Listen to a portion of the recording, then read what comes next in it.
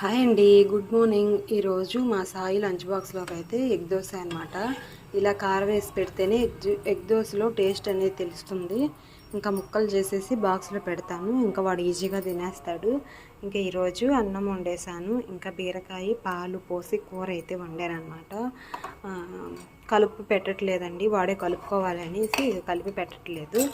అందుకని స్పూన్ ఒకటి వేస్తే వాడే స్పూన్తో కలుపుకొని తినేస్తున్నాడు. అలవాటు అవ్వాలి కదా ఇప్పటి నుంచి. ఇంకా గ్యాస్ స్టవ్ మీద మొత్తం చూడండి ఎట్లున్నాయో. వంట అయిపోయిన తర్వాత ఇలానే ఉంటాయి కదా. ఇంకా మా సాయి స్టడీ నుంచి ఇంకా రాలేదన్నమాట. బస్సు వచ్చే టైం అయింది, స్టడీ నుంచి రాలేదు. సరేలే ఇంట్లో చదివిద్దామంటేనేమో మన మాట అసలు వినట్లేదు. అందుకని స్టడీకి వేశాను, ఇంకా రాలేదన్నమాట.